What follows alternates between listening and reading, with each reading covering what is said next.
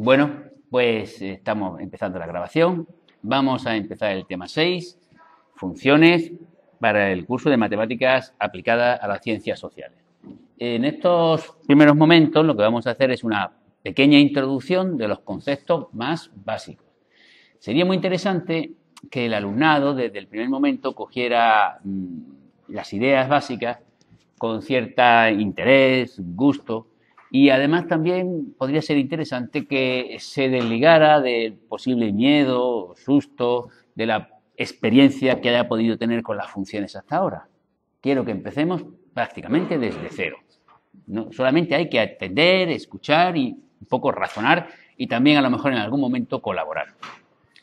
Empezamos con los primeros conceptos. ¿Qué es una función? Bueno, una función es o establece una relación entre dos o más magnitudes.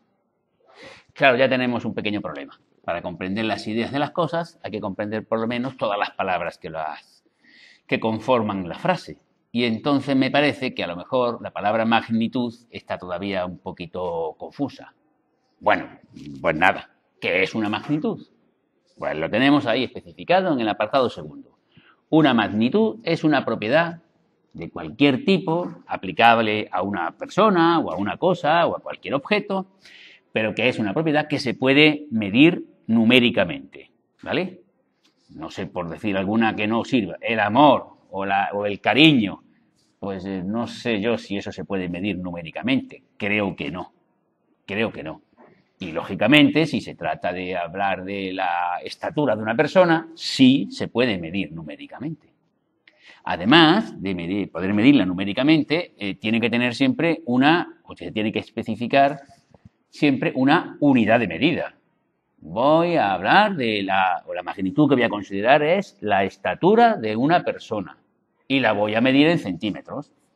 172 o 172 centímetros. Bueno, pues ya está, especificada. No tiene ninguna dificultad ese concepto, esa idea. Pero de todas formas, para ahondar más en ella, pues ahí he puesto algún ejemplo. He puesto en primer lugar, como estáis viendo, precisamente la estatura.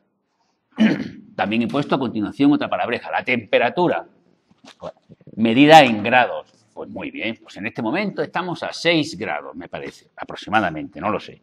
Pues vale, pues estupendo. ¿Es una magnitud? Sí. ¿Queremos más magnitudes? Ahora es cuando me gustaría la intervención del alumnado para que me propongan algún otro ejemplo de magnitud. Escucho las propuestas.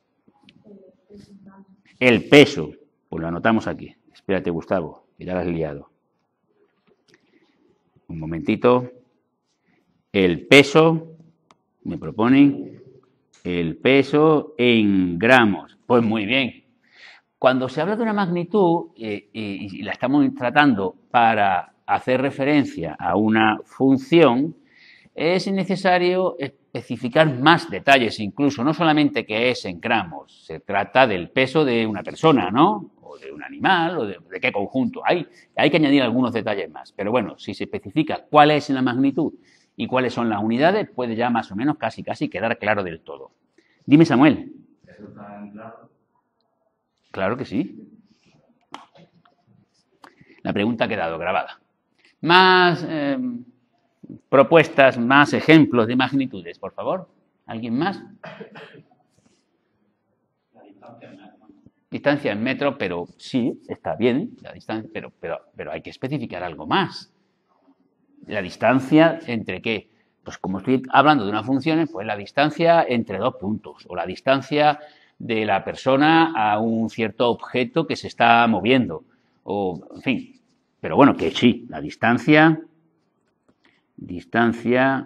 en metros es una magnitud. Correcto. ¿Alguna? La medida de un pelo de la cabeza.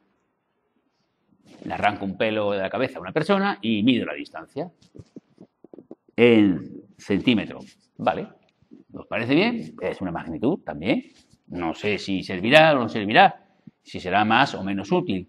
Esas preguntas de cuál es la utilidad de todo esto que vamos a razonar ahora, la intentaremos ir respondiendo un poquito más adelante, en las siguientes páginas. pero tenemos ya aquí unas cuantas magnitudes. Entonces, retomamos la cuestión. Estamos ahora en la fase releer, esa que hemos nombrado en muchas ocasiones. Releer, identificar la incógnita, plantear. Vamos a releer de nuevo entonces. Empezamos desde el principio. Una función establece y expresa la relación entre dos o más magnitudes. Para que no sea muy complicado, vamos a poner 2. Luego a lo mejor tendremos funciones con 3, 4, 5 o 25, pero vamos a poner 2. Pues venga, me voy a fijar solamente, por ejemplo, en esta primera, en la estatura, y me voy a fijar en la temperatura en grados, en esas dos primeras. Para concretar, me estoy refiriendo a la estatura de las personas de esta clase. ¿Va bien? Y la temperatura de las personas de esta clase.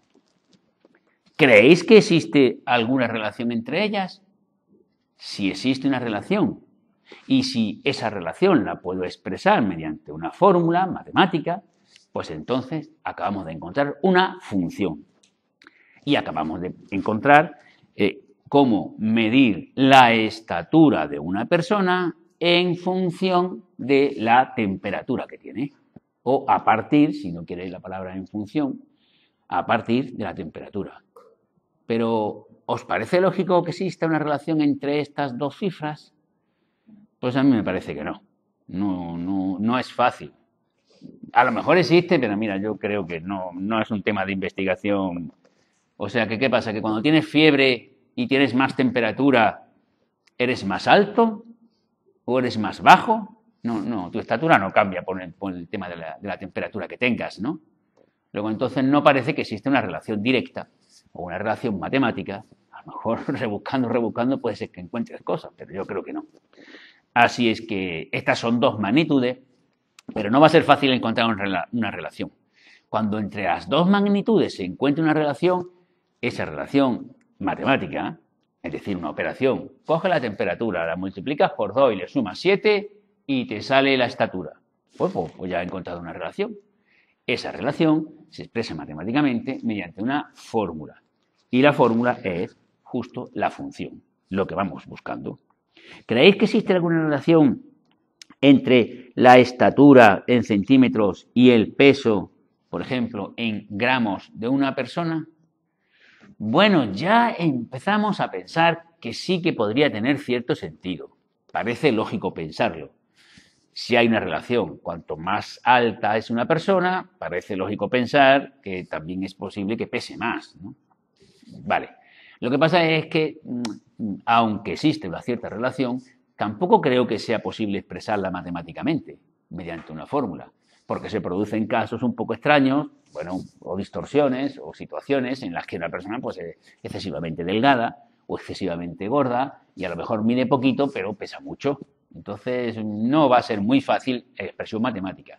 Entonces, una función establece y expresa, podríamos decir, matemáticamente la relación entre las dos magnitudes.